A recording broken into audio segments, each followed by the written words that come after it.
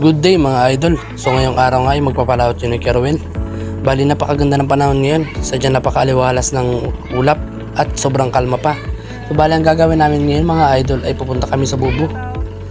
So bali pangatlong araw na po niya na nilaglag yung bubo niya at ngayon ibibisitahin namin.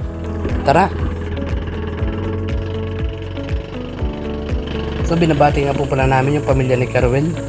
Lalo na po yung kanyang mga anak at saka yung kanyang pamilya, hindi po kanyang mga kamag-anak.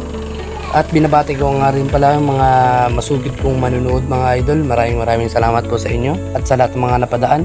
Paki-like naman din po at paki-follow po yung aming page. Maraming salamat po agad. And then shoutout nga pala kay RR, yan, kay Risty.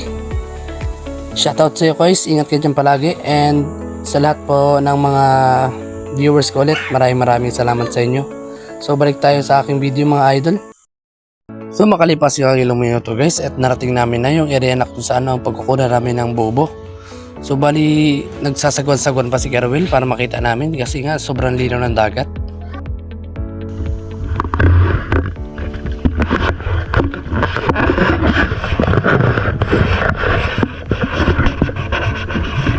At ito na nga guys at nakita na namin yung pagkukunan namin ng bubo. Bali nakalubog kasi yung bubo ni Kerwin kaya hindi basta-basta makita.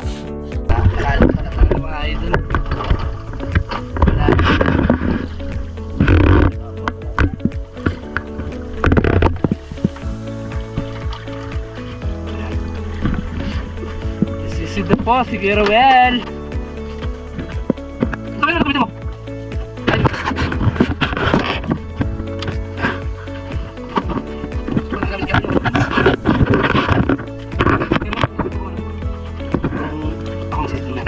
Oh, ne.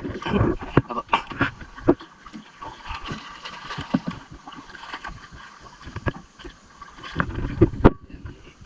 Patabayan yung mga idol, sana makilaman yung bubo na kukunin namin dito. So, masarap sa mga dito lang namin sa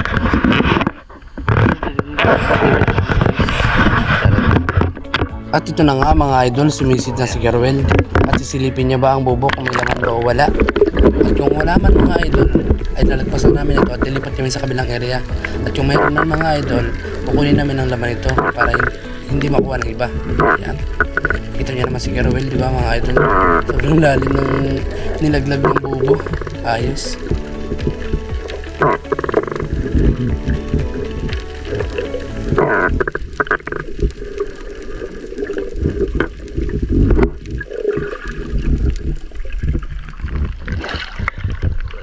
Marami naman. Marami naman. Jay, marami doon naman guys. Swerte ata ng pagsama ko ah. Nakaka-excite naman. Bigat lagi. Lain bubo sa Nakala magila kuya. tali.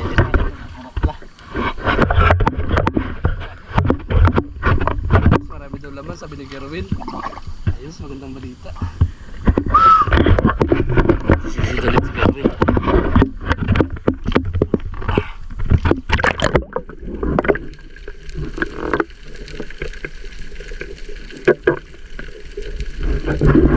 Ayun mga idol, nakikita nyo si Kerwin sa ilalim. Ganyan pala yung ginagawa niya mga idol. Hinihila niya yung bubo pataas at mano-mano niya lang inaangat. Sobrang bigat niyan mga idol, lalo na pag may laman. Yan, kaya mapapansin nyo si Kerwin mga idol, sobrang hirap na hirap.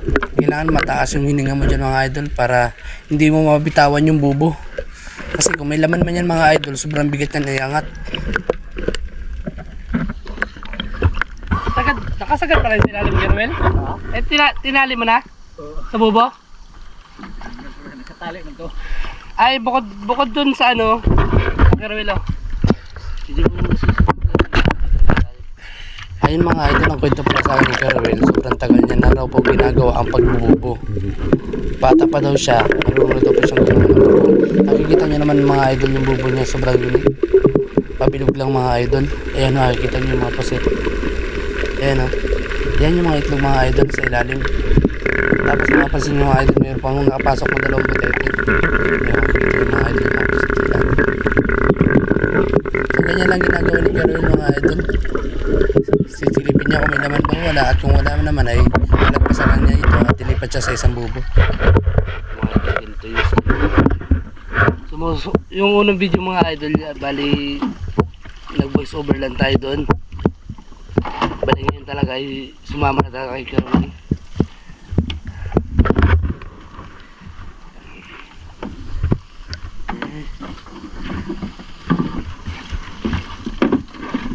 Ish.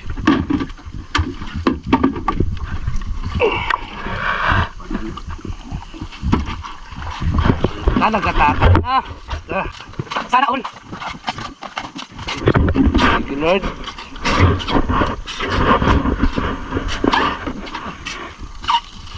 Yung mga idol. Ah, may mga butiti pa.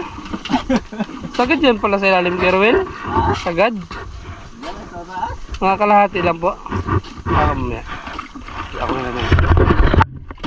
Yan mga idol. Unang puset. Itin pa. Grabe talaga. Blessing. Blessing talaga kay Kerwin.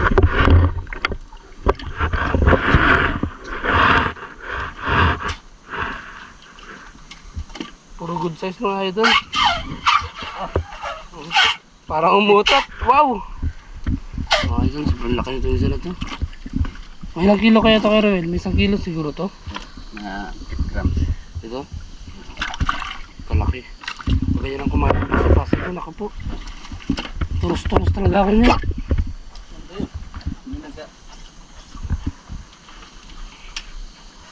Yung butiti po kuya.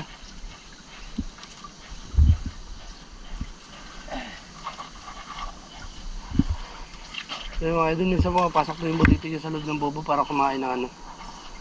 Para kumain ng mga itlog. Tama ba Kuya Arwin, no? Kain na ng itlog. Kumakain ng itlog, di ba? Wawa, patayin. Kaya nga. Kasama daw pa yung sa environment. Eh, Nakatulog pa mabusit. kaya natulog pa sa ilalim. Invisible. Ay, Ay sus, ito lang pala.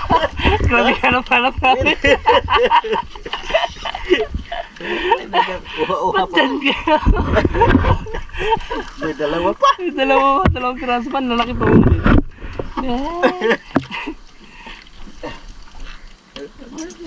Uha-uha pa man.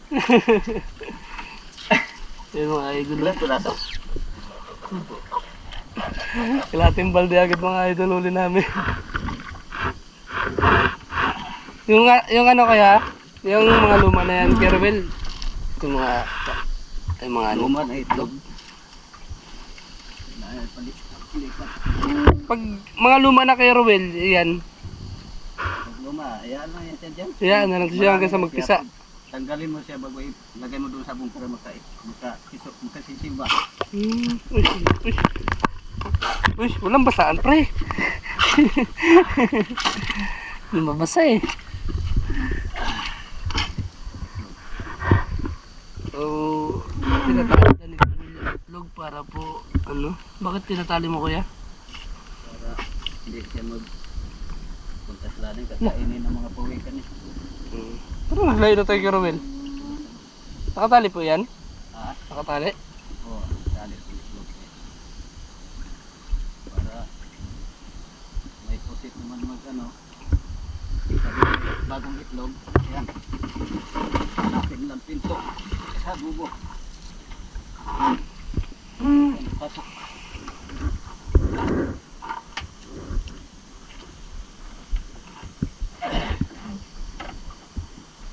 Mamaya ako magsisid. Kuskusan ko man ang bubo kay marumi na. Sige po. Saan yung gamit mo kung pangkuskus kaya? Yung nailo na yan? Lambat lang. Ayun po. Kailangan din talagang kuskusan yung mga bubo mga idol para maging malinis. Para papasukin ng mga bubo mga idol. Kasi kung hindi po lilinisan yan, madalang po para sa mga idol. Ganyan po yung process mga idol kung paano muli ng puso.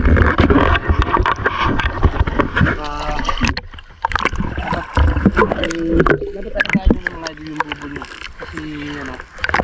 Kung kumukuha ng panganak nila yan, dapat na rin yung mga idol. Ayan, dito. Sa akin. Ako nagkutla.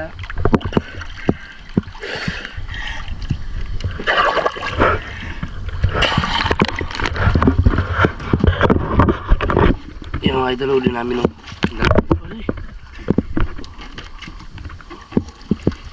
kalating balde agad mga idol. Unang bubo pa lang. Po! Sige po. Nakatali naman po ito, di ba? Ha? Nakatali? Oo, tagalin ko rin yan. Ah, sige. Kaya ako naman ngayon magsisid. Pakita ko sa ilalim yung forma niya.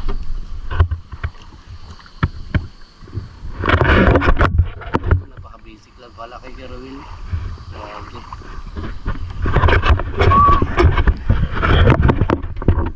Ito mga idol.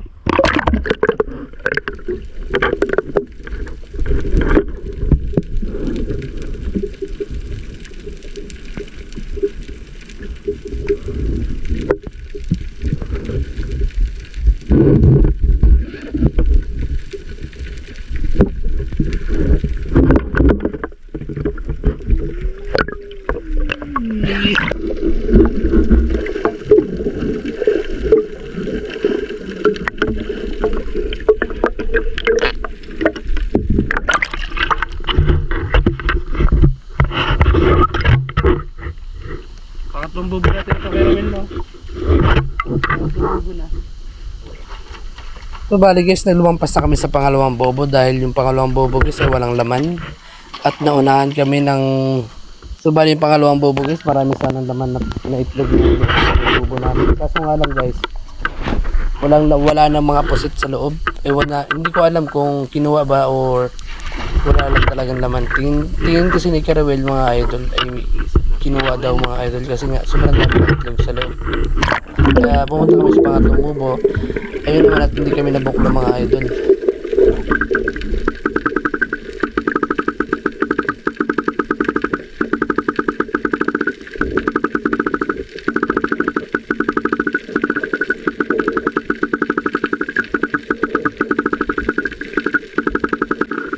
So ayan mga idol, bali mag-fast forward muna tayo mga idol.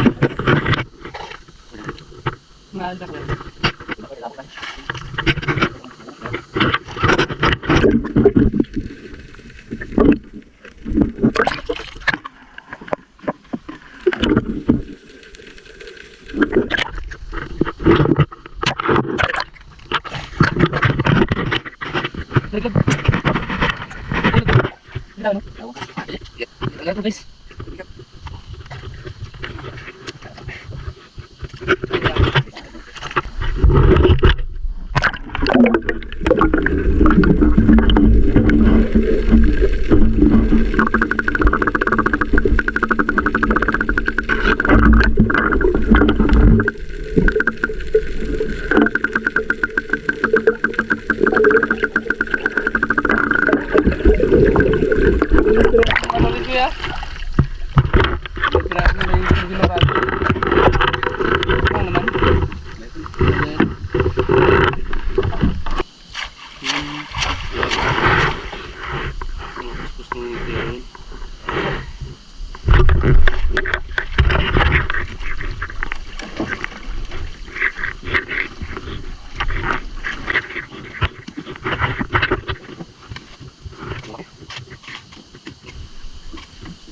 Laki ng barak mga idol.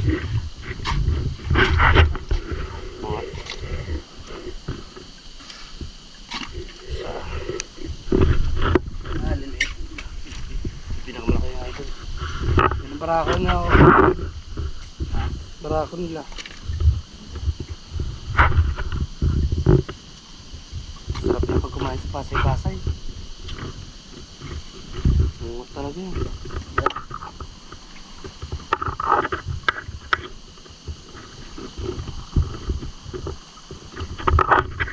Kagabi, ganyan din kalaki huli ko kagabi. Ganyan? Dito yung mga sakto ano. Uy, gata. Uy, walang gataan. Meron pa ba? Ah, lipat natin.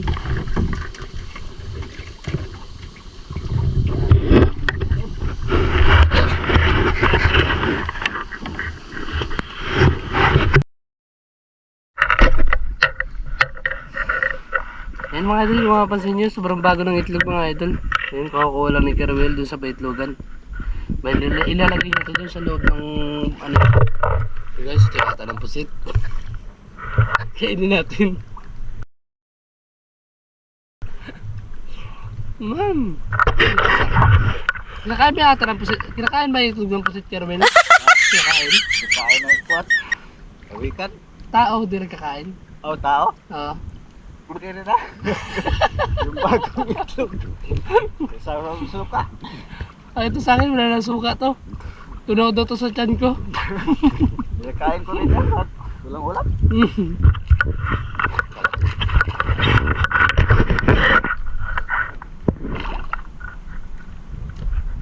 Ang lasa niya guys, lasang dagat din, maalat. Tapos makulot-kulot. Yan.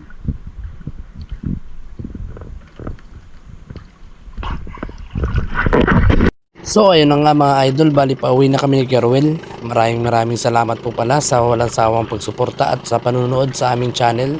Ngayon din sa aming video mga idol. Bali ngayon ay papatimbang namin ang aming nahuling puset dun sa storage namin pinagdidelivera ng puset tumot. So mga idol, hanggang dito na lang po ang aming video. Maraming salamat po at shoutout po sa family ni Caruel. Ngayon din po kay Caruel. Stay safe palagi Caruel and maraming salamat sa iyo. God bless.